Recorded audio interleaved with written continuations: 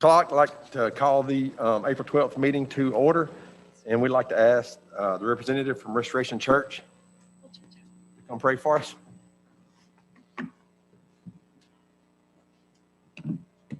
Maybe there's no one here. Jason, would you like to open us in prayer? Other duties as assigned. Thank you so much, Jason. Holy Father, we thank you so much for just this opportunity to gather in a free nation, God, in a free city. We thank you for these individuals who have stepped up to lead our city, and pray that you'll just give them the wisdom that they need to make the decisions that they need to make to lead us in the right direction. Father, we just pray for wisdom this evening. We pray for your guidance, and we just pray for your sense of peace over the room. In your name we pray. Amen. Amen. Thank you so much. Mara, would you like to introduce Yes. who's going to lead the pledge tonight? Yes, Senior Airman Sarah Robleski will lead us in the pledge. Thank you. I pledge allegiance to the flag of the United States of America and to the republic for which it stands, one nation, under God, indivisible, with liberty and justice for all. Thank you. Thank you. And can we get the roll call, please? Mayor Finley, Here. Councilmember Robleski, Here. Councilmember Spears, Here. Councilmember Powell, Here. Council President Shaw, Here. Councilmember Bartlett, Here. Councilmember Denzine, Here. Councilmember Seifert. All right, we got a quorum, so we'll move forward. Next, we have the approval of the minutes from the March 22nd meeting. Move to approve. Second. Motion is second. Is there any discussion? Can we get the vote, please? Councilmember Powell, Aye. Councilmember Seifert, Aye. Council President Shaw, Aye. Councilmember Robleski, Aye. Councilmember Spears, Aye. Councilmember Bartlett, Aye. Councilmember Denzine. Motion passes. Next, moving to presentation and awards, and we'll start with the presentation from Warren Averett on our annual audit.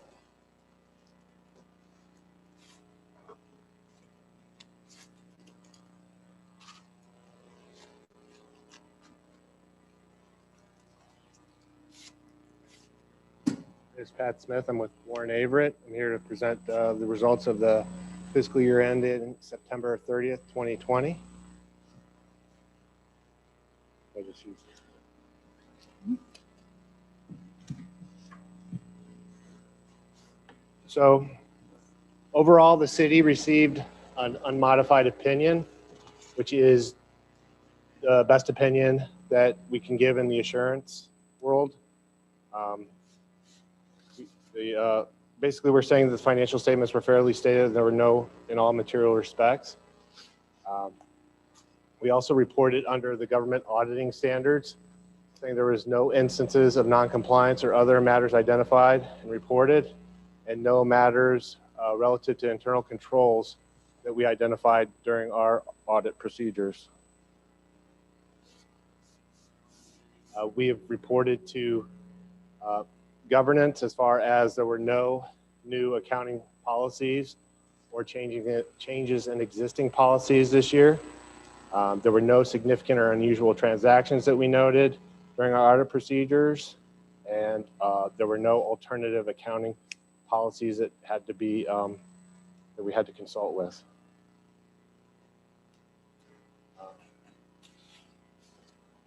The two largest estimates that the city does have is the pension and the OPEB liabilities. Those would be considered major estimates using a lot of judgment. Those are actually determined by an outside actuary for the city. We encountered no difficulties with management while performing the audit, and there were no audit adjustments detected during the audit process that we had to report to the governance. Again, no disagreements with management, and also management had no discussions with any independent outside accountants besides us.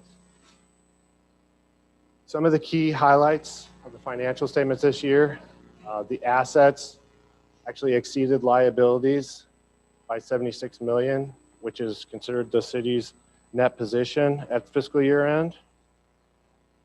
Part of this net position balance included in a net investment in capital assets of 123 million. restricted net position of approximately 50 million, and then the unrestricted deficit of 97 million. Overall revenues increased by 4.8 million from the prior year. We found this related to the increase in the sales and use tax of about 3.89 million. Intergovernmental revenues also increased during the fiscal year, and this related to the CARES Act funding the city received. There was an overall decrease in some other areas such as lodging tax, interest income, and property taxes during the fiscal year.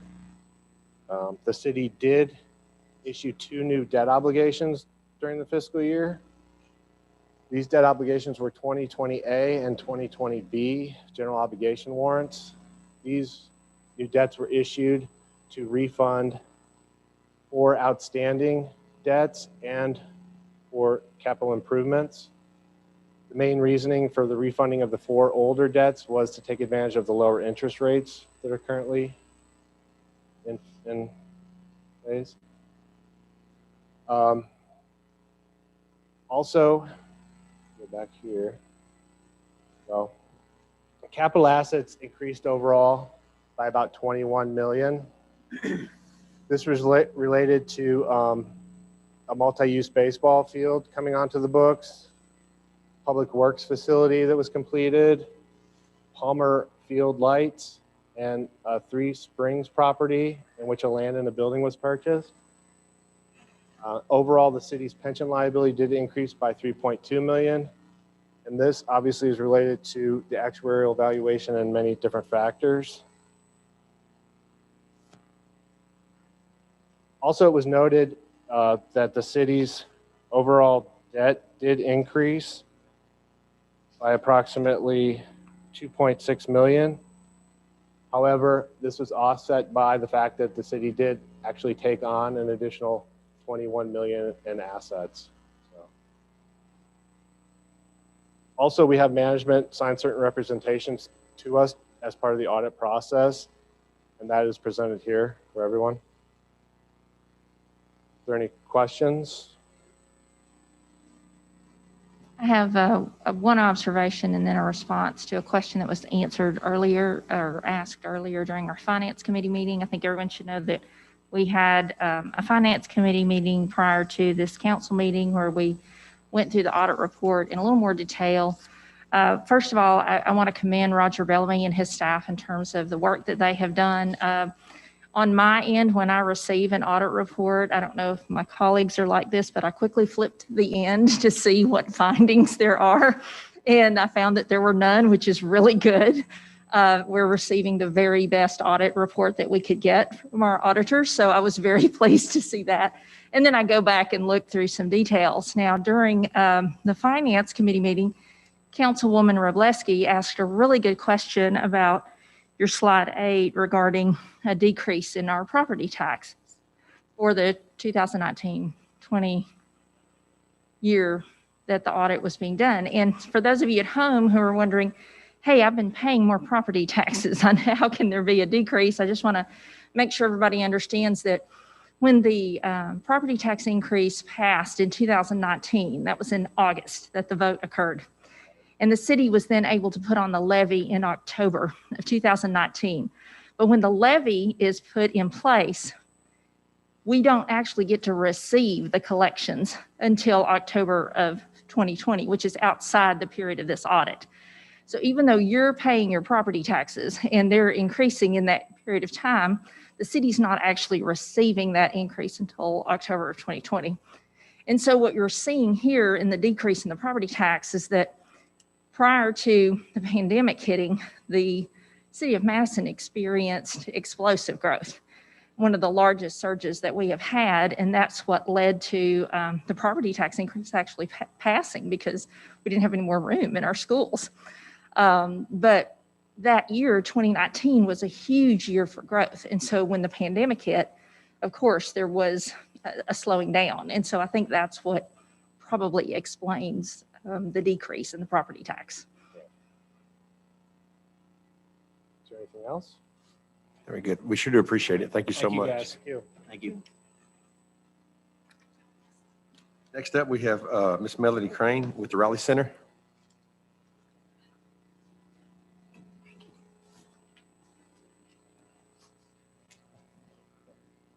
Oh, yeah. Thank you. Good evening, Mayor Finley and the council. Thank you for this opportunity to come and share a little bit about the Raleigh Center and what we've accomplished and what we hope to accomplish in this next year. We are celebrating our 14th year of operations. We are opened in August 2006. We are a nonprofit organization offering services at below cost to families. We're currently serving children over a 75-mile radius with about 200 children on a wait list right now.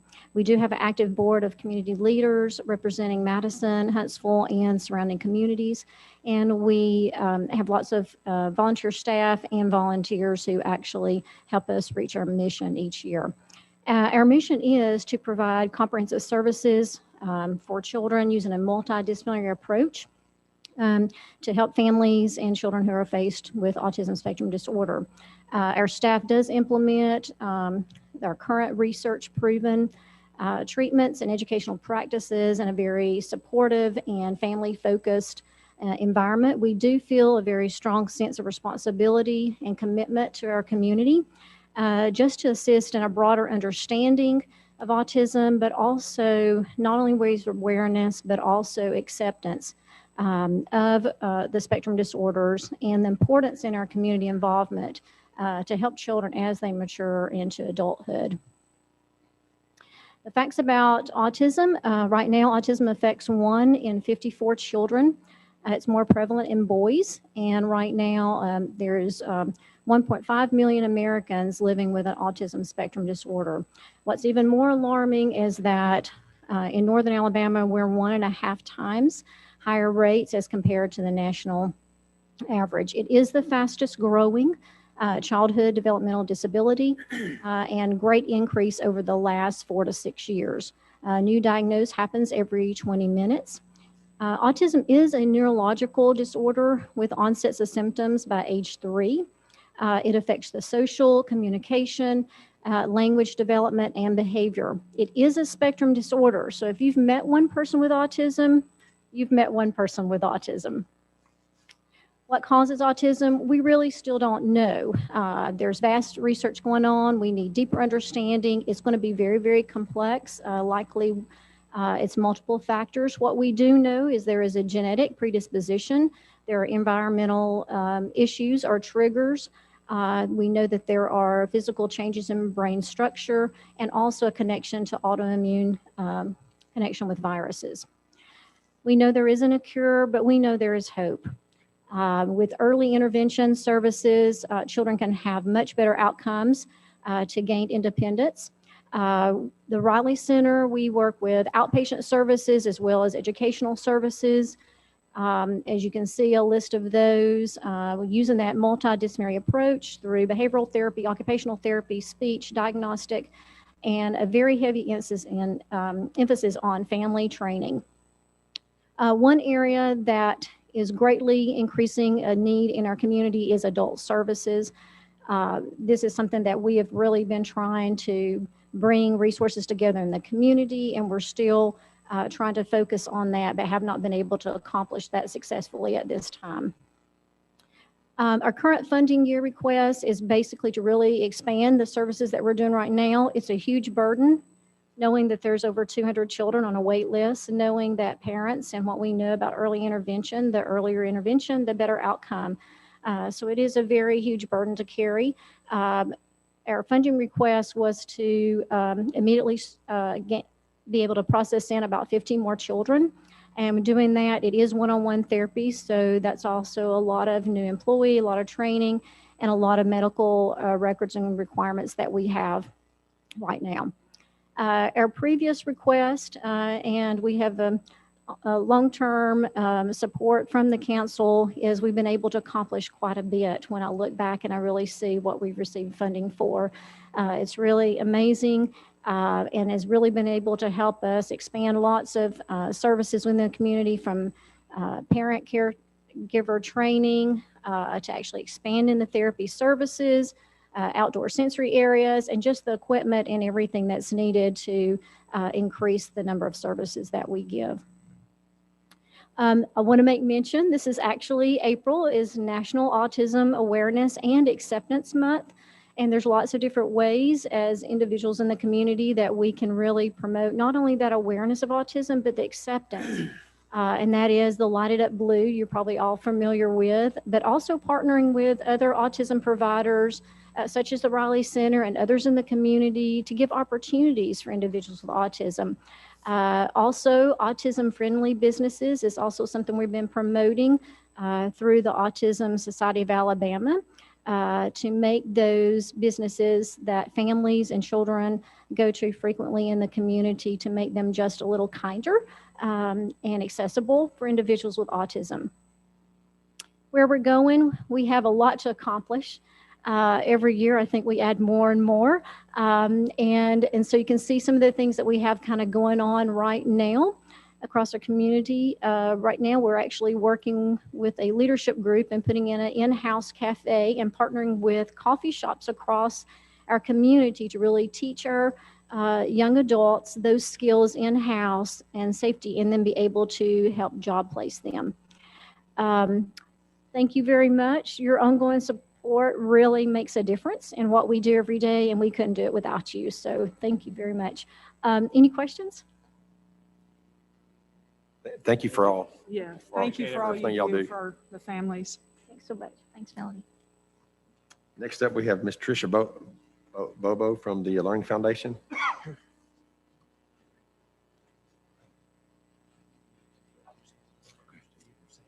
Thank you for allowing me to be here, Mayor Finley and City Council. My name is Tricia Bobo. I'm with the Liberty Learning Foundation.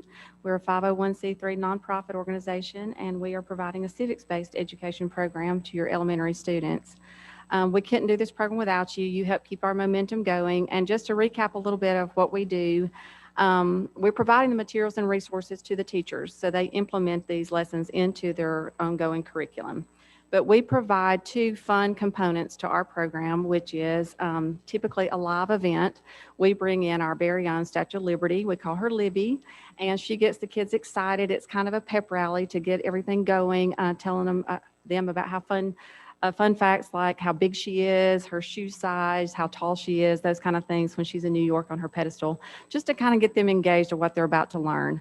Then for 10 to 12 weeks, we give them civics lessons. We all know that that's greatly needed right now. We feel like we've come in at a very good time. The way of the world is just proving that these kids need to know civics, their citizenship, the importance of giving back to their community and engaging in their community. So we allow them to not only participate in our fun activities, but they also get to pick a local hero. And they present that local hero with a Statue of Liberty replica at the end of our program, which is another one of our live events. It's called the Celebration. And typically they would be all together in one room, and they would graduate as a super citizen. Now, since we've had the pandemic, we have had to cut back on our live events. So we were able to just turn on a dime, streamline our program, kick it off in a different way virtually, but we were still able to provide the resources and the materials that our teachers needed. They welcomed us with the thumb drives or the links that they could do for the internet. And it's just proven to be a wonderful material resource for our teachers to teach civics. So I couldn't thank you enough for your support. We hope that we can continue our relationship and hopefully keep growing with funding so that we can get into the 7th grade level and hopefully the high school level. That's our ultimate mission. So for right now, thank you for your support in the 2nd and the 5th grade. And I do have some annual reports. I didn't quite bring enough, but I will leave what I have. Thank you again. Perfect. Thank you. Thank you.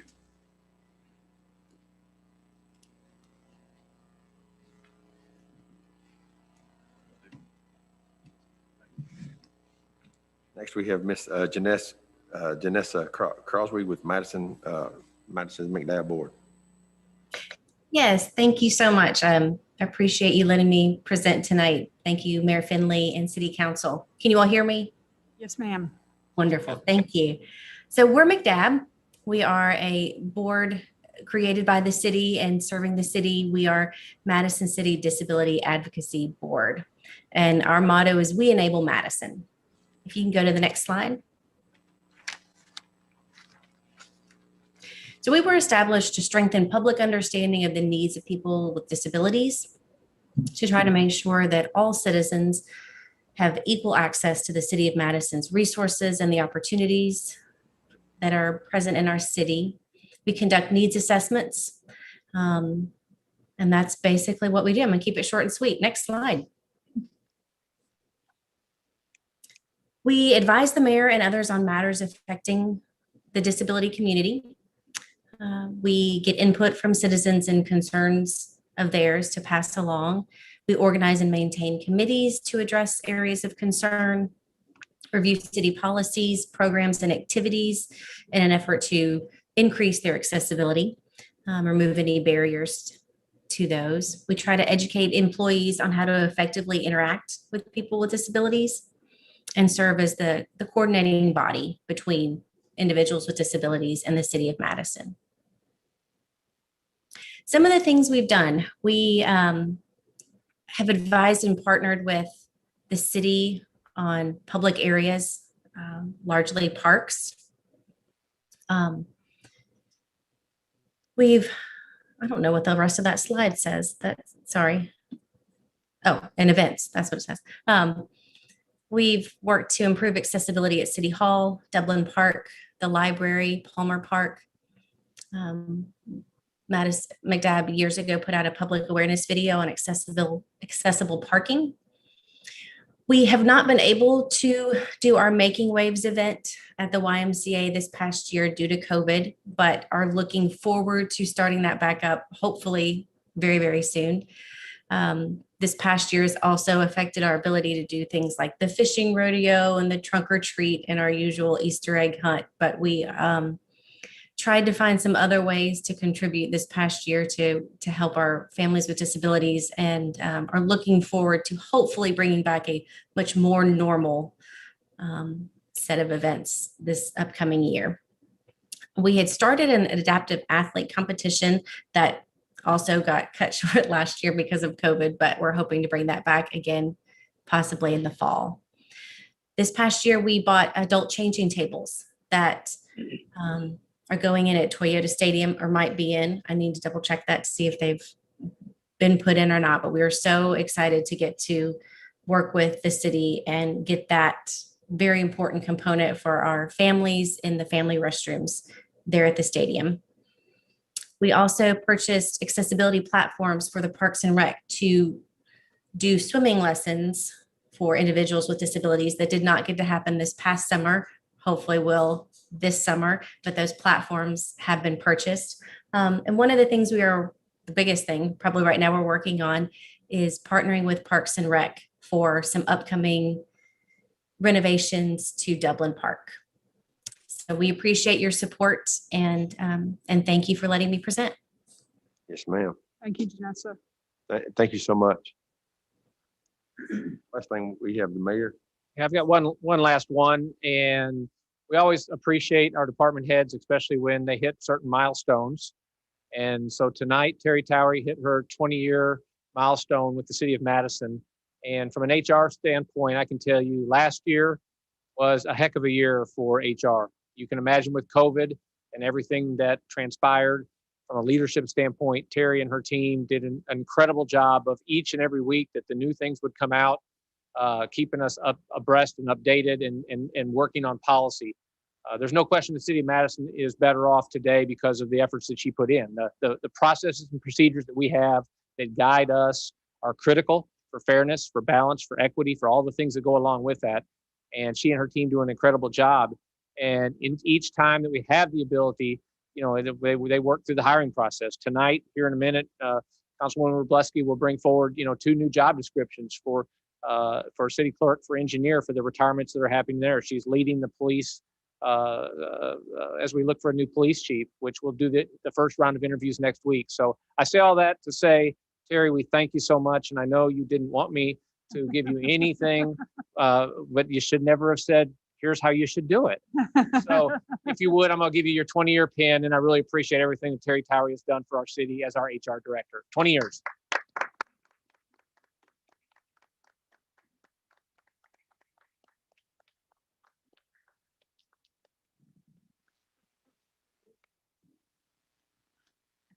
140 dog years.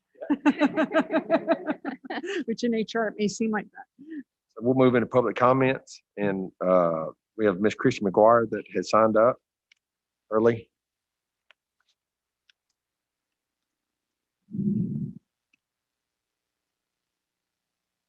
Sure, to Right the- right here at the city clerk.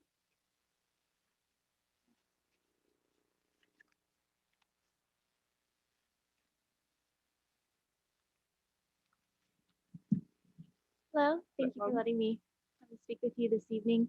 I am a local Madison mom for 8 years now, and I wanted to come and talk with you a little bit because I know you're getting ready to pick a new school board member, and this is something that really interests me is who is making the decisions for our school board. So I wanted to try to come and share a couple thoughts as you're heading into that process.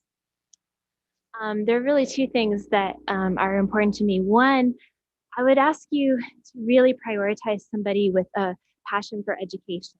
Obviously, somebody who's going to serve on a school board cares about education, but there are other considerations as far as business, keeping track of contracts, and I just want to put out there the idea that the product of our school system is an excellent education for our children, and that's a technical thing in and of itself. It takes research, it takes education, it takes a passion for that.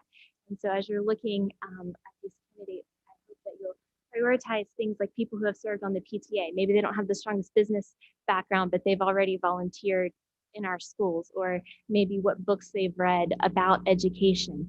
People who really care about the process and the technicalities of what education is. And along with that, I would love it if we could have a question in there for the candidates about special education. It's kind of an open secret that special education is a bit of a weak spot. We have wonderful caring teachers here in Madison City. You will not find people who care more about their special education students anywhere in the world. And we have the best special education in the area. But it's not quite at the same level as some of the other academics in our system. Dr. Nichols alluded to this in his interview last spring and was promptly hired. So I know I'm not the only one who has this concern. And so as she mentioned in her presentation a little while ago, our area is 1.2 times, I think she said, more likely to have students with autism. As a dyslexic mom, I can tell you our area is also higher at risk. You're looking at 10 to 20% of a population normally has dyslexia. Here in North Alabama, because of what our industry is, we're going to have an even higher rate of dyslexia. Teaching these children is a complicated thing, and we have wonderful caring teachers. We have some very smart, very motivated people in central office with some great plans. And I think it would be really wonderful if we had also school board members who can back that up and understand what those plans are and why they're important and how they're important. So a question I might ask is, how is an excellent education different from a free and appropriate public education? That's a little technical, but I would hope someone on a school board could answer that type of thing. Or maybe what's the difference between an RTI plan, a response to intervention plan, sorry, an individualized education plan, and a 504 plan. Again, it's a little technical, but it would mean a lot to the special education parents in our community, of which there are many of us, if we had school board members who understood these things and we could discuss it. Thank you. Very good. Thank you. Thank you so much.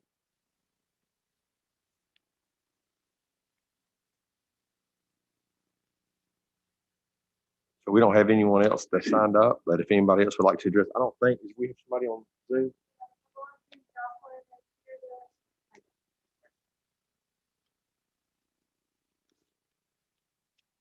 Good evening, Jocelyn Broer, Taylor's Crossing subdivision. Of course, I've got my 3 minutes packed in. God grant me the serenity to accept the things I cannot change, courage to change the things I can, and the wisdom to know the difference. I believe this moment is to have the courage to change the things I can. I ask that our city council leads in the effort to keep their citizens safe And if they have handed that authority over to our mayor, then I ask that he looks after the safety of our citizens first. Governor Ivey has said she has no jurisdiction over cities. She urges people to continue to wear masks and to practice good common sense. Does that include packing in the baseball stadium shoulder to shoulder with 7,500 people in less than a month? I'd say no. I'm not sure why Ralph Nelson, president and CEO of the Trash Pandas, would call for this openly in the news sources. It seems irresponsible. Will there be contact tracing at the games? Have you asked him any of these types of questions? Perhaps you could have him come here again to a council meeting and answer those hard questions directly from citizens. He has been allowed to speak here at council meetings for as long as he's wanted to in the past. A citizen speaking here is limited. The mask mandate has been lifted, even though the best science recommends we keep the mandate in place according to the current CDC data. This says Marshall County, Coleman, Lawrence, Colbert, and Lauderdale County are still in the substantial risk orange.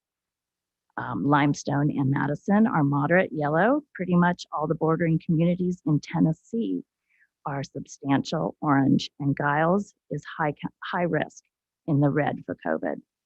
The Alabama Department of Health guidelines say avoid groups of more than 50 people and maintain 6-foot distance if you are in the yellow. High risk and very high risk, orange and red, states to avoid groups of more than 20 people and maintain a 6-foot distance. If our area is at low risk, which Alabama is saying that we are at already, then those guidelines still state to maintain 6 feet social distancing in public settings. While we have decided to continue to wear masks in our schools, other surrounding areas, including Limestone County, Lauderdale, DeKalb, and Coleman County, have made a different decision and are not requiring masks for students and staff. People from many of these areas will be coming to our area for the baseball game. The question has been raised, is the no social distancing opening game an effort to maximize profit at the risk of the community's health in order to make up for lost revenue? I hope we do have a safe opening day with 7,500 in attendance and lots of money is made. But if it is not safe, then I hope and pray you will make the right call. We are doing so good right now. Kudos to everyone. The wish we all have is that we keep up this good work we've all been doing this past year, and we get more shots in arms. Then we will be able to return to what we remember as normal. My daughter will hopefully be able to graduate with her friends this year, and we can all enjoy our summer. Thank you very much. Thank you. Is there anyone else who'd like to address? Yes, Ms. BB. I might go over. Can you hear me? Yes, ma'am. I can hear you. You may. I've had my shots. It's been 6 weeks since I'm through. So. Can you pull the mic down just a little bit? There you go. Okay. Perfect. I just got back into town Friday. I tried to get 5 minutes, but I don't know. I might go over. I want to talk to you about the no left turn up here at Eastview and Hughes. That sign is about 30, 40, 50 feet away from where you're turning. When you turn, you don't even see the sign until you turn into it. There's so much construction on the roads going around here with signs and twisting and turning and so forth and so on. To look at the sign or to find a sign that says something is hard to do. There's so many of them. I've been turning left on that street for 50 years. It's hard not to be able to turn now, especially when the sign is in the thing. I really think it's a disservice to the public to give tickets there. I know tickets have been done there. Now, if you've got to get people not to turn there or to do something about people coming south on that road, you can just let that lane go, right, left, or straight, all at once. But to do what you're doing now is a disservice to this city. I hope you do something about it. I know recently there was an ordinance, I think, about doing something to the traffic signal. This is not to a traffic signal. I have a picture of it on my phone right now. I think it flashes. I'm not sure. It doesn't matter. When I took my picture, I don't get the whole thing. It says onto Eastview Drive. or something. I've forgotten exactly what it is, but I've been doing other things since then. It says on to Eastview Drive. What does that mean? I mean, you see, it's I think when you're driving, you should be more concerned about the traffic and especially turning left on that one. It's a bump, bad bump. I've seen cars almost turn over by going too fast. But anyway, that sign is not very well placed at all if you want people to not turn left. Okay, that's one thing. Another thing I wanted to ask you about after the Maybe you got about a minute, I beg your pardon. one more minute. Oh, well, I mean, this is just a question. I Yes, ma'am. hope you all can answer, but I doubt very seriously. After the last meeting, I went home and got thinking about breach of contract.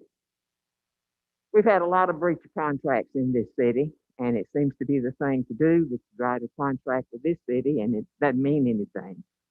I just want to know if the city of Madison is going to sue Breland for breach of contract.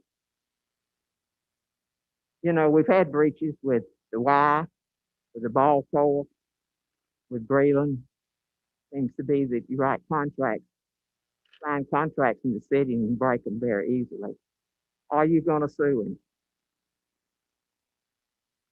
Yeah, I can tell you it's not an answer we can give you right now because we're not to the point where he's completely breached the contract. But I can assure you this council is very focused on making sure that what is in contractual format is taken care of. Well, you know, we're having to pay a lot out of my pocket and the things that haven't been done, not just by him, but by others. The ball court people haven't paid what they're supposed to. The Y hadn't done what they're supposed to do. And we've wasted a lot of money in this city on doing things that didn't pan out. I just feel like that we need to stick by our guns, and when people sign contracts, we hold them to it. Absolutely.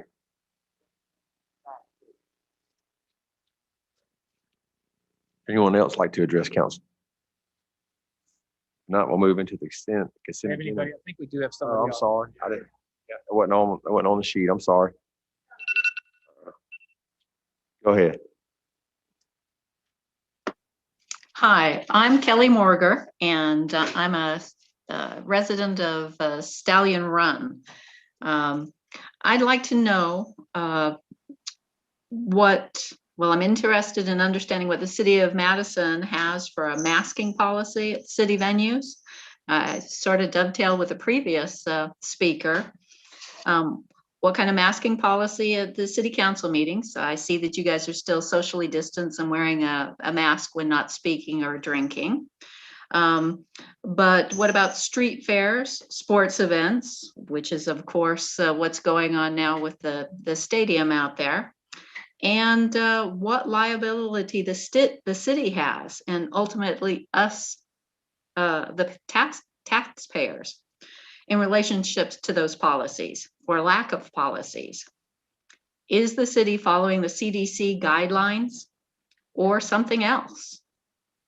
That's my major question.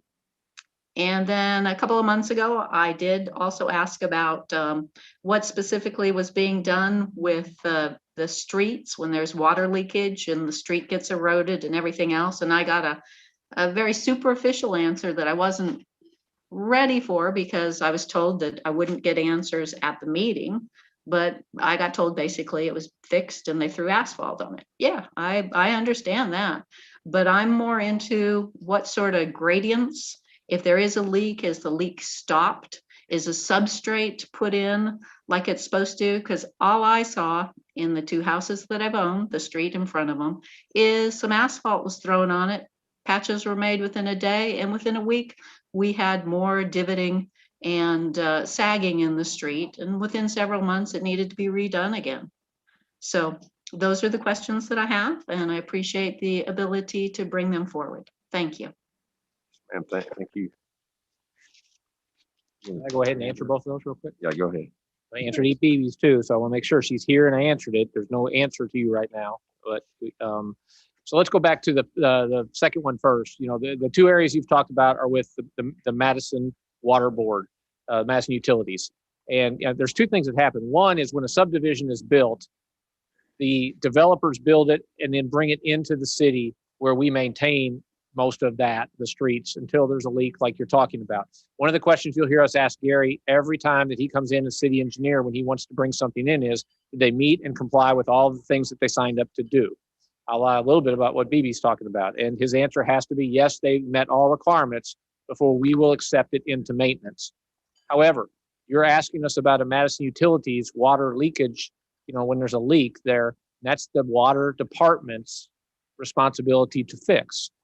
They are autonomous from the city. So they, you know, Connie is our representative on the Madison Utilities Board, and they have their own meetings.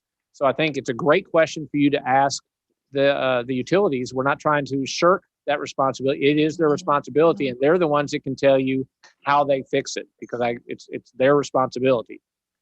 To go into your first question, which is both liability and masking, you know, the city's policy is going to continue to follow what we've done here at City Hall and the city buildings, at least through the next 1 to 2 weeks. We wanted to bridge the gap of getting to this meeting, but I would say very soon afterwards, we will go along with the other businesses in this city and most likely go with the CDC or the guidelines that Governor Ivey has asked us to follow, and with the distancing, the sanitation and so forth, wearing masks when we're not eating or drinking and so forth.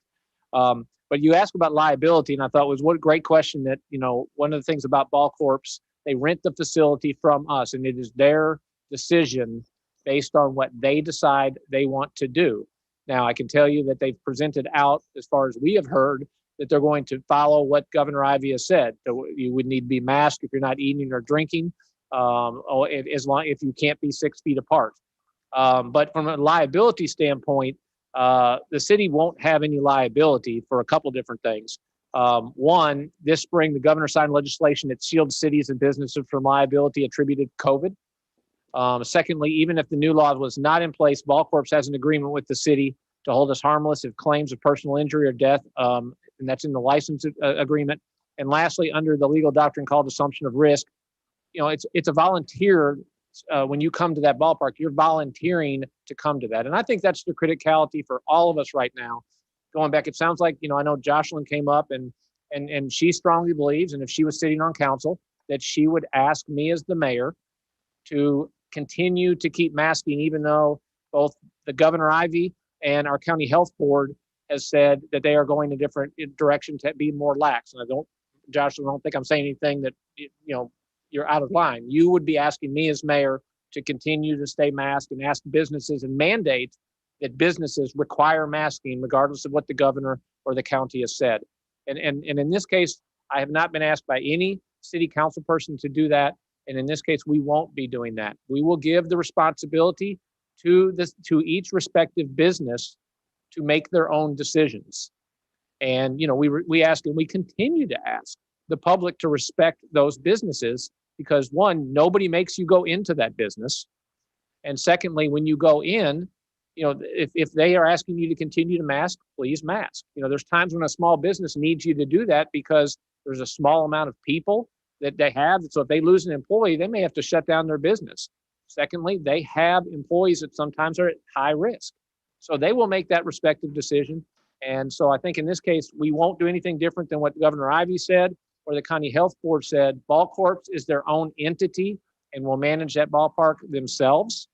And in this case, from a city hall and our city building standpoint, you know, you'll see within the next 1 to 2 weeks that we kind of go from where we are to a required masking if you come in to a voluntary, not so much mandated, but we'd highly appreciate it if you would continue to do that. So hopefully that answers your questions on both ends. But again, if you're talking about your water problems, the Madison Utility Board is autonomous from the city, and they were the ones who can help you fix that. Okay, that helps me. Can I ask a question then about the masking policy? We have city employees, policemen, I know off duty sometimes volunteer to man special events, and I'm sure that they will be at the ballpark when it opens. Masking or unmasking, they are at a greater risk for contracting COVID. We as taxpayers will be paying for their leave time if they are sick. Same thing with teachers, same thing for everything else. And their job doesn't get done while they are sick. So there is an inherent risk that comes back to the city that we taxpayers will be liable for. And a great point, which in this case, we've given that decision to our police, our acting police chief and our fire chief, and they in turn for their respective departments. I can tell you right now, each of them has policy in place on how they go out and interact with the public. And if they are on Ball Corp's property and Ball Corp requires them to be masked, then they will be masked. If we are managing traffic, they will make the decision based on how our acting police chief says. And I do understand what you're saying with a liability standpoint. So I did hear you in what you said. Okay, thank you. Ma'am, thank you. Am I missing anybody else on Zoom?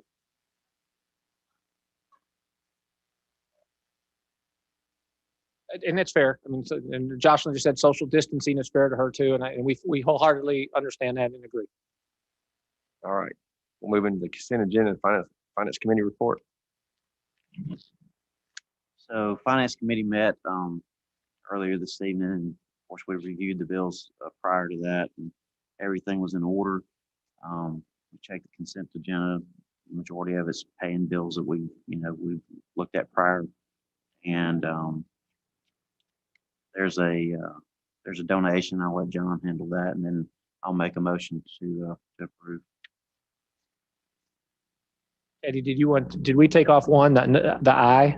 No, we didn't have a chance to do that at the beginning of the meeting. So I would ask that on the consent agenda, when the motion is made, that it's made to remove item 8I, which is resolution 2021-120R, approving a new postage meter lease agreement. And the reason for this removal is that the current agreement doesn't end until September. And so we'd like to avoid any overlap and do a little bit more research on options. No, that's fine. I just didn't know if it was showed back up on here, so I didn't know if it had been taken off or not. So, John, you want to do the donation? Yeah, just bring attention to the donation from Madison County Commission Chair Dale Strong in the amount of about $15,000 be used by the fire department for purchase of thermal imaging cameras, and other fire equipment. So appreciate Chairman Strong there for that donation, and I know the fire will put it to good use. Make a motion. Second. I did. Yeah. So we have a motion that's taken I off the consent agenda, and we get a second with Mara. Is there any discussion? I get the vote, please. Councilmember Powell, Aye. Councilmember Robleski, Aye. Council President Shaw, Aye.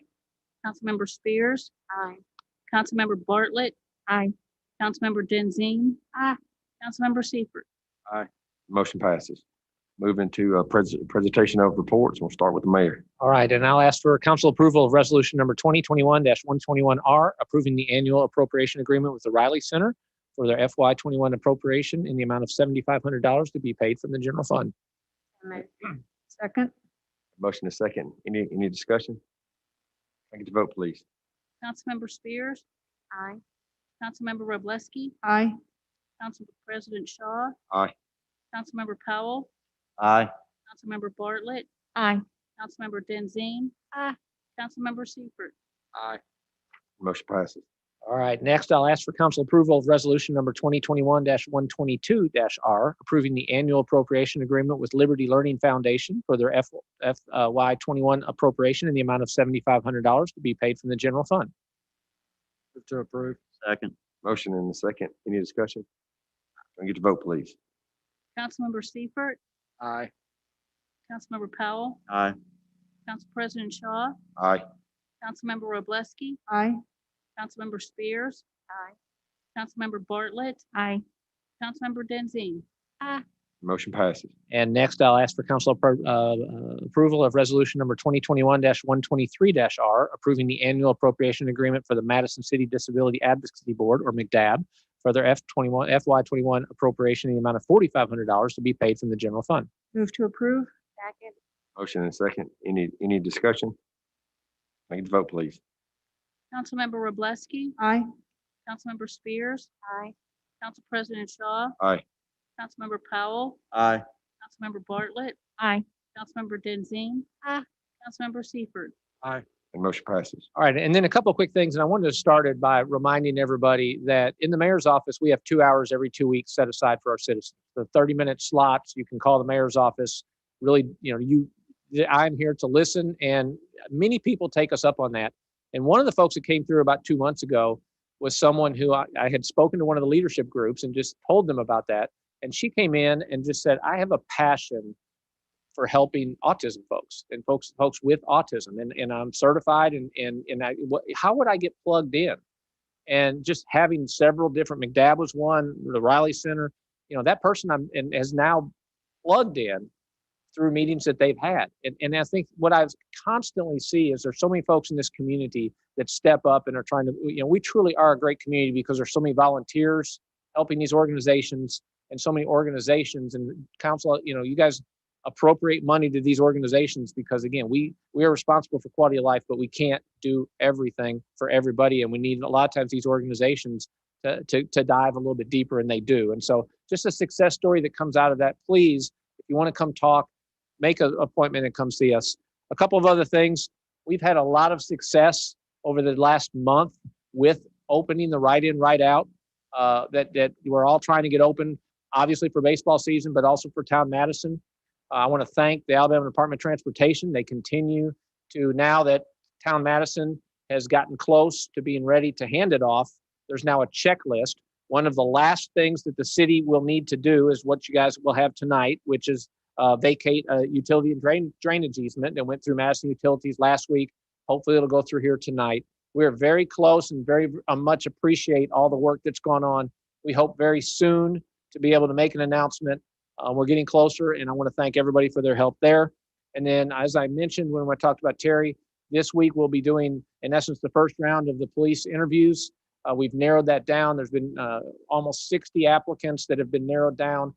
Our goal will be to have some great interviews and find 3 to 5, and we don't set the number. It just comes back to what's there to candidates to be able to bring to this council when you guys decide, Greg, that you guys will be ready to do that probably sometime in the month of May. So that is progressing, and I very much appreciate everything that HR has done to get us to that point. With that said, that's all I have. All right. Thank you, Mayor. We'll go with district number 1. Yes, sir. I have 2 resolutions for your approval tonight and an event to announce. So my first item is resolution number 2021-118-R, which is approving the revised job description for the city clerk position, and I make a motion to approve. Second. All right, got a motion and a second. Is there any discussion? Can we get the vote, please? Councilmember Roblesky, Aye. Councilmember Spears, Aye. Council President Shaw, Aye. Councilmember Bartlett, Aye. Councilmember Powell, Aye. Councilmember Denzine, Aye. Councilmember Seifert. Aye. And motion passes. My second item is resolution number 2021-119-R, which is approving the job description for the position of city engineer, and I make a motion to approve. Second. Motion and a second. Any discussion? Can we get the vote, please? Councilmember Roblesky, Aye. Councilmember Spears, Aye. Council President Shaw, Aye. Councilmember Powell, Aye. Councilmember Bartlett, Aye. Councilmember Denzine, Aye. Councilmember Seifert. Aye. Motion passes. Thank you all very much. The event I wanted to announce will be held here on Thursday, April 22nd. Councilmember Spears, Councilmember Seifert, and I will be holding a town hall discussing the roundabout, which will be at the corner of Gillespie and Balch Road. The reason that the 3 of us are holding this town hall is because each of our districts are impacted at that intersection. So I'd like to invite everyone to come to council chambers if you're comfortable with that. It will be available on Zoom, and it will also be available on the YouTube channel. The date is Thursday, April 22nd at 5:30. Be able to answer your concerns and let you know about construction times and detours that will be going on during the construction phase. That's all I have. All right, thank you, Maura. Yes, sir. And district number 2. Yes, I wanted to mention that Madison Utilities has public board meetings every 2 weeks. And the next one is on the 19th. It's at 5:30 at 101 Ray Sanderson Drive. And there are public comments available if you call up to Madison Utilities and talk to Jody. You can get onto the agenda for comments, and we can answer. People that know a lot more about what's going on than I do can answer questions. I do know that Madison Utilities tries to coordinate their repairs to things like water leaks and such with the repaving projects that are going on with the city. They work hand in glove as they're doing the repaving, but I don't know about any specific water leaks and how they're doing with those. So if you have questions about those, that would be a wonderful place to come and get answers. That would be, you would be able to have a lot more confidence in than just me trying to answer those questions. And also, I'm very excited about the town hall. As Mara mentioned, even though Gillespie and Balch are not technically in my district is impacted by that intersection. And I want to just to thank Mara for spearheading, setting that up, and getting all of that coordinated. She's done a wonderful job, and making me and John look good. Thank you. Thank you so much. District number 3. I just have two things. Connie, speak into your mic so people can hear you. Otherwise, you're gonna have a lot of seats with me. That's the improvement, I guess, to get me to speak louder. I'm just really soft-spoken and kind person. That's probably why they moved me. Some people may disagree, but the other thing I'd like to mention, just kind of off the cuff, is Jason. Thanks for filling in this evening. I know doing prayer kind of just on the spot. It's kind of always nerve-wracking for me. Sometimes I can't even do it in front of my own family. So thank you for doing that. That's all I really have. All right, district number 5. Last month, I completed my CAPSO certification training. That's the Certified Alabama Planning and Zoning Official Training. And I was able to do that during spring break because I didn't have chess practice. And so it was 3 consecutive nights and then some home study. But I wanted to share a few highlights from the training, certain things that were mentioned.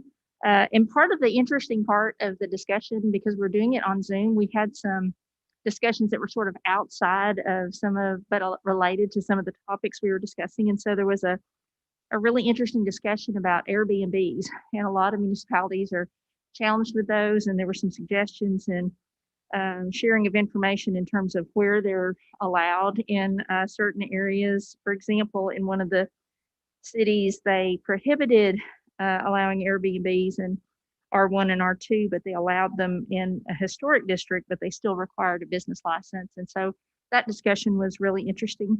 Also, in terms of planning and zoning, residential development does not pay for itself.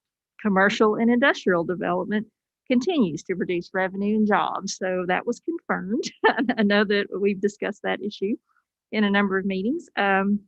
Also, a comprehensive plan is really a product of the Planning Commission. And so we had been discussing embarking on a new comprehensive plan, and that is where it generates. And a point that they were really hammering over and over in discussing due process is ex parte contacts should be avoided. And so there should be no side conversations with Planning Commission members and anyone who has a proposal that comes before planning. All of those discussions should be had in an open meeting so that everyone can hear. And they even suggested that prohibition should be placed in your bylaws. And so I had looked just to see, and it looked like our bylaws for the Planning Commission had last been updated in 2012. And so I just wanted to share that information that was at my CAPSO certification. And I passed the test, so take home test, in case y'all were wondering. Okay, and then I started a shop local spotlight at the last city council meeting. And so when I'm out and about, I want to highlight some local businesses and help promote them. After a number of us participated in the middle school groundbreaking, I was feeling a bit celebratory, so I ran over to County Line Road to Bigfoot's Little Donuts. Now, I'd had these donuts in other receptions before, but I had not had one really hot, like right there as they were being made. And I have to say, it felt like a near religious experience. I mean, it was Holy Week, it was fabulous, and I was where I needed to be. And so I just want to encourage everyone to try Bigfoot's Little Donuts right there and eat them while they're hot. And then in my monthly newsletter, I am starting a spotlight for Madison Chamber members who have a business in District 5 or who are business owners who live in District 5. And last month, my spotlight in the newsletter was Rocket City Mom. The owner is in my district, but all of you probably have access and have seen a newsletter from Rocket City Mom. So I'm going to be doing that on a monthly basis when I issue my newsletter. So join the chamber if you're in a business, and we're ready to get back out there. I think everyone's very excited. I'm very encouraged by the number of vaccinations that I'm seeing. I really want to thank all of you for wearing masks and continuing to help us slow down that spread until we can get more people vaccinated. So I appreciate everyone being vigilant and being responsible, and my fellow council members who are doing the same. Thank you all. Councilmember Bartlett, can you bring us donuts next time? Well, maybe we should. Yes, yeah. I'm wondering how, I asked Connie after I got done, I said, Connie, how can you live that close and not be there every week? Oh my goodness, it was fabulous. Thank you. That's it. Very good. Thank you so much, Renee. Next is addition number 6. I have the first reading of an ordinance tonight. It is ordinance number 2021-99. It's an ordinance amending the residency requirement for the Madison Beautification Board. It is just a first reading, so it's not going to be discussed or anything, but I just wanted you to understand that they're changing the residency just to allow more people in. So there'll be residents of the city employees, and people whose workplaces are located within the city that will serve on the board. So right now it's just if you live in the city limits, but it was limiting to those that worked here and still have a vested interest and wanted to see the city more beautiful, but they weren't allowed to be on the board. So this just kind of makes the board a little wider. And also the arborist, amazingly, there's not a lot of arborists here in the city of Madison, so they don't have to have a residency and still be an arborist on our board. So those are the changes for that ordinance. It's just a first reading in a week, 2 weeks, next one. All right. Now I have a few other things that I've been working on. It's been a busy 3 weeks as liaison. So first, the Madison, the Police Citizen Advisory Board. We had 69 applications. I am just thrilled with the response. I am just, that's over the moon. And I am so glad so many people felt inspired to put their name in. I only have 5 in my district. I've been working on setting up face-to-face interviews this week so I can talk to them personally. But I'm thrilled with that up. Also, I did a ride-along on a Friday night with the police. I had a Sergeant Townsend. He was an excellent person to ride along with. He was very, very professional, both with me and to those that we encountered on that Friday night. I was able to stay with them until 3:15 in the morning. Wow. I was pretty proud of myself. But, it is amazing what these people do. And it wasn't only just Sergeant Townsend, it was also the other officers that were on duty. They were so courteous. They answered all my questions without hesitation. We were sitting there because when you go back, you have to do all those reports and stuff. And they were just also nice to work with, and they're great people. And I just wanted to acknowledge them. Our city, not all cities are so lucky right now. And I just really want to commend the men and the women who do protect us every day. And I'd like to encourage my council colleagues to also do a ride-along. I think y'all would learn so much. It is so informative. You really find out what they do, how the community reacts with them. It's really a good experience. So I would highly recommend it. The next item is the senior center. They are working so hard to get everything ready. So when the seniors come back, it's going to be a safe environment. Mrs. Ayers, she is just working nonstop to put things in place. And so when people come, they will be safe. And update's going to be a safe place for them to get together again. Now, as soon as we have an opening date, I'll let everybody know. Also, the Madison Street Festival. I'm on the Madison Street Board Committee. I'm also the liaison. The registration for that begins May 15th and ends July 15th. So you're looking for craft vendors, food trucks. City, it is the first Saturday in October. They'll have as much safety, as much everything that you could possibly have to make this the safest festival. But we're just thrilled that it's returning this year. So May 15th, first day registration. I also want to thank the American Legion Post 229.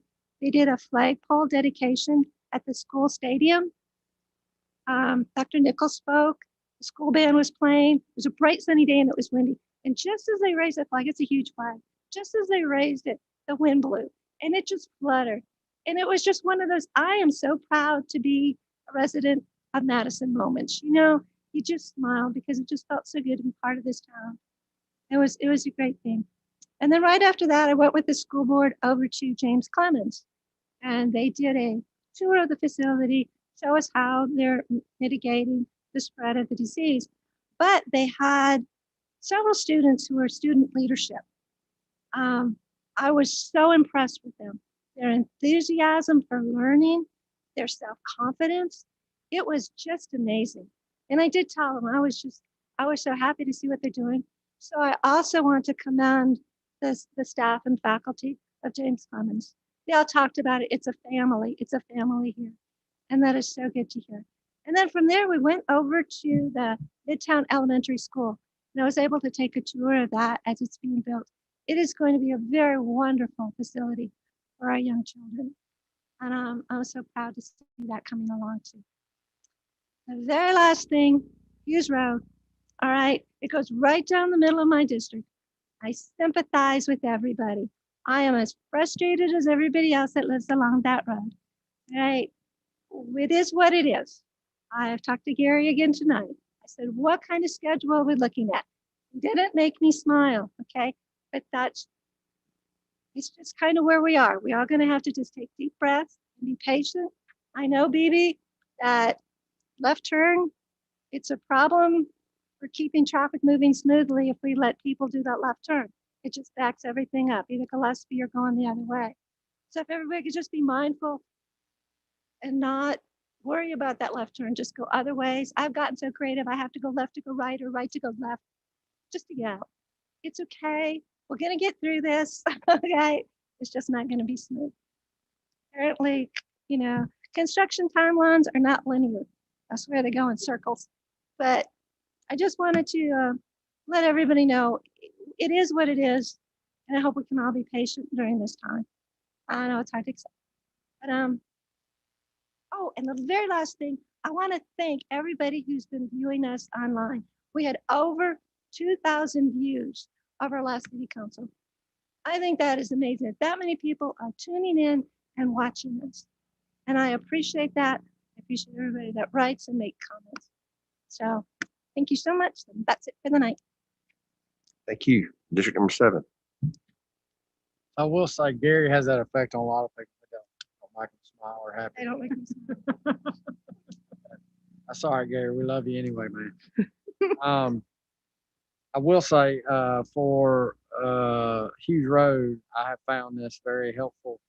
Dublin Drive, I think it's Dublin. Dublin Drive, Road, whatever it is. Actually parallels Hughes. Like if you got to get on Eastview, hop on Dublin, it'll spit you right out onto Eastview, on and off. So it's actually it can actually save you a little time if you need to get onto Eastview. For some reason, everybody decides to take the path of most resistance instead of the path of least resistance. That might not be a bad idea. Maybe we throw that out there. Maybe mark as a detour possibly. I don't know. But I do want to commend our finance team from the city mayor on the audit. I do. We do a lot of audits at work and things, and that's kudos to the team for coming through that without any any major findings. That's pretty significant. Also make note of the town hall that Councilwoman Spears and Robleski mentioned on the 22nd at 5:30. And then last thing I got here is we do have planning commission this 30 at 5:30. Nothing major, just several plats and location, character, and extent for water treatment as part of that agenda. Other than that, that's it. Y'all, all I got. Gary, start making people smile, man. All right, I've got a few things. So our school board, we had 9 people apply for school board, and we will we'll have interviews on the 21st, which is next Wednesday. We'll narrow that down to 4 or 5 people and interview those, and then we'll be able to make that decision next week. With our Madison Citizens Police Advisory Committee, we had a total of 69 people to apply. So we need, if everybody can get their number 1 pick to me on council by the end of the week, that'll be great. And then we'll announce that committee on April 26th. And then Paul was talking about the police chief interviews, and we've got that set for May 8th as of now on a Saturday. So we'll keep working through that. And that's all I have, and we'll move into board committee and appointments. We have one for the Madison County Library Board, and that'll be Renee Bartlett, unless somebody else has anybody else they would like to. If not, Renee, you're on the library board. Thank you. Hey, Mel, do we need a vote on that, or is that just an appointment? By just acclamation. All right. There's no public hearings. Department head. Move to Gary. And I should add that Gary is going to be an integral part of the town hall roundabout. He is going to be the expert on the panel, and the 3 of us are going to just listen and facilitate. So I want to thank you also for being. He's still not gonna make people smile. And nobody will be smiling. We'll all be okay. I'll smile for you. Yes. I've got 2 items for you tonight. One is I'm requesting approval for resolution number 2021-114-R, authorizing an agreement with OMI to obtain inclinometer readings for the Hughes Road Railroad overpass. We've been watching this railroad overpass for the last 15 years, actually. And one quadrant of it has moved, and we want to measure that movement and see if it is a risk to the public. Approved. Second. Motion and a second. Is there any discussion? Gary, is that the same segment of the road where we came in and kind of poured it underneath? With the gravel, no. It's on the quadrant next to the YMCA. Okay. It's the last one that we've not worked on. Okay. Well, we don't think it's unsafe, but we want to take the measurements to make sure. I thank you for being proactive in that. I know last time was kind of an emergency kind of thing. So we appreciate it. Thank you. Okay, can we get the vote, please? Councilmember Seifert, Aye. Councilmember Powell, Aye. Council President Shaw, Aye. Councilmember Robleski, Aye. Councilmember Spears, Aye. Councilmember Bartlett, Aye.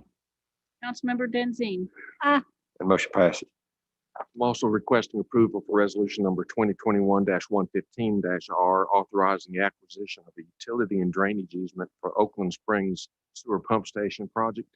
And I want to point out that as a storm sewer pump project, most people aren't aware, but we've got about a 400-acre depression out in Limestone County along Huntsville-Browns Ferry Road that has no drainage outlet except some pipes leading into an underground cave system. And for preventing Huntsville-Browns Ferry Road from flooding in the future, we need to put a pump station in there to pump that water to the Oakland Spring branch. Move to approve. Second. Motion and a second.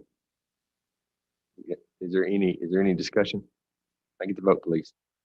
Councilmember Seifert, Aye. Councilmember Spears, Aye. Council President Shaw, Aye. Councilmember Robleski, Aye. Councilmember Powell, Aye. Councilmember Bartlett, Aye. Councilmember Denzine. Ah, And motion passes. So real quickly, Gary, in follow-up to Hughes Road, because I do think one of the things, I don't know, it didn't look like to me from a proactive, reactive standpoint, we were ahead of the game. And I guess I'll take responsibility along with everybody else. We've had to kind of all of a sudden figure out one lane, we're backing it up, it's gumming it up completely. So I guess the question is, one, because Karen said she didn't get an answer she liked or made her happy, what can folks expect as far as timeframes? I know weather has had a huge piece of that, but the second thing is, now we're going to do the other lanes, and are we going to have the same problem? And what are we going to do differently? Because I think the community wants to. What we're dealing with at this moment is we've got the drainage system and curbs in on the west side, and the widened section, and we're bringing that up to grade. But the grade in this particular case sometimes has a 3 to 8 inch drop off from the western side versus the eastern side. So as we begin paving and prepping for the next side, the eastern side, we're paving 3 lanes of roadway, a little more than 3 lanes, so that when we make the transition of traffic over to the 3 lanes on the western side, it'll stay 3 lanes for the rest of the project. Perfect. This is the only time that I expect an extreme disruption of traffic. It should have been done by now. We did have a couple big rains that has shut down the work. We will get with them and try and get them moving again, but it is right now it's just difficult with construction. Okay, I just want to make sure that they knew, and with the 3 lanes, it'll make a big difference, and we should be able then to finish. And again, you know, the pain of construction is and I guess another thing is in Wall Triana or Sullivan Street right now, will we have any of the same type of areas of concern, or are we going to be ahead of the game there too? We won't be ahead of the game there. Wall Triana is more symmetrical in the widening.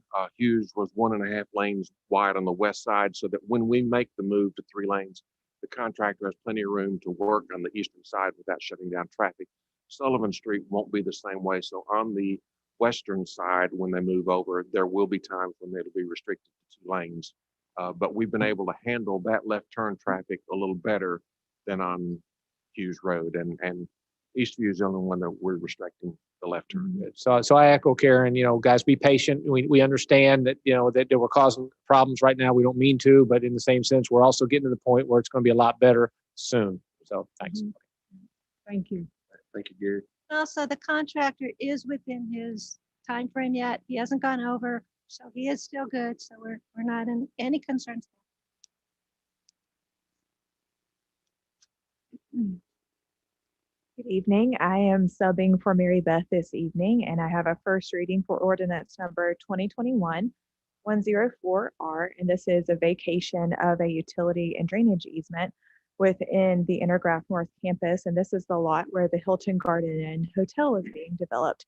So the developer of this property has asked for the city to vacate 3 separate easements on the property. Jason is pulling up the map now, and you can see the lines where the easements are located. This is just a first reading, so if you have any questions between now and the vote on the 26th, just let me or Mary Beth know, and we'll get answers to you. They want to build on that, or they want to put structures on those easements. I'm not sure of the exact site plan and what is planned for there, actually. So I can talk with Mary Beth. That's fine. I'll get with Mary Beth. Just the Hilton Garden Inn. Based on how that's laid out, I would at least. I would imagine most of it. Thank you. Awesome. Now legal. Yes. And I have 2 items for your consideration tonight. And the first one is resolution number 2021-117R. And this approves the city's participation in the brand new Municipal Debris Removal Fund. And this is a new program from the Alabama League of Municipalities and the city's insurance company, which is called AMIC. And what it does is it provides a way for cities to help each other in case they are hit with a tornado or a hurricane or another wind-related disaster. This does not have anything to do with floods or fires or anything like that. And how it works is each city pays a set amount based on its square mileage and the risk factors of its location. So for Madison, being inland and having about 30 square miles, the city's proportion is $3,000. And so the city and other cities that choose to will pay into this fund. And if an event happens and FEMA doesn't cover all of the expenses, this fund can kick in to help to supplement some of the expenses of cleanup so that we don't have to dip into the reserve funds as much. this is a brand new program, as I said, and so the league is encouraging cities to sign up for this by the end of this month. And they need 75 to 100 cities to participate to make it viable. They say they're about halfway there, so hopefully this will succeed, and we're going to add our names to the list tomorrow if the mayor will sign this agreement and if you all approve. And I think that's about all I have for you, but if you have any questions, please let me know. Move to approve. Second. Got a motion in a couple of seconds. Do Renee? Yeah. All right. Is there any discussion? Can I get a vote, please? Councilmember Roblesky, Aye. Councilmember Spears, Aye. Council President Shaw, Aye. Councilmember Powell, Aye. Councilmember Bartlett, Aye. Councilmember Denzine, Aye. Councilmember Seifert. Aye. And motion passes. Mel, just for your notes, I think it was Councilmember Bartlett that made the second. They kind of sound alike. Am I right? Well, we did, I think, kind of. Oh, you didn't say, oh, I'm think sorry, we I'm did sorry. say Never that. mind. Sorry. All right, and the last item is ordinance number 2021-116. And this is the item that the mayor referred to earlier, which is the easement vacation to enable the interchange project to proceed at Town Madison. It's one of the last pieces of the puzzle to allow that to open. And so AlDOT has asked for the vacation of this easement, which Madison Utilities owns, in order to clear title and let the project proceed. So Madison Utilities has voted to vacate this easement, and now it has to come to you all as council to approve of that. And we're asking for immediate consideration and suspension of the rules this evening as a first step, and then an actual vote on the ordinance itself this evening. Can we get a motion to suspend the rules? In the rules. Second. Motion in a second. Teddy and then John. Can I get the vote, please? Councilmember Powell, Aye. Councilmember Seifert, Aye. Council President Shaw, Aye. Councilmember Roblesky, Aye. Councilmember Spears, Aye. Councilmember Bartlett, Aye. Councilmember Denzine. And motion passes. Make a motion to approve the vacation. Second. Motion in a second. Is there any discussion? Can we get the vote, please? Councilmember Powell, Aye. Councilmember Spears, Aye. Council President Shaw, Aye. Councilmember Roblesky, Aye. Councilmember Bartlett. Aye. Councilmember Denzine. Aye. Councilmember Seifert. Aye. Motion passes. That's all I have. All right, there's one, I was going to ask about work session in May. I know everybody's going to start getting busy with summer trips. That May 19th, we want to tentatively put that on the board for a work session. That's May 19th, Wednesday between our two council meetings. And I think CIP is one of the things we'll be looking to do there. All right, with that, is there any other business? I was just gonna ask, I'd like to ask each time, how many people are watching on Zoom? Oh, okay. Okay. Okay, thank you. Very good. Motion to adjourn? Move to adjourn. So be it. Thank you. Any people on Zoom? Three? Two people on Zoom? Two on Zoom and 11 on YouTube.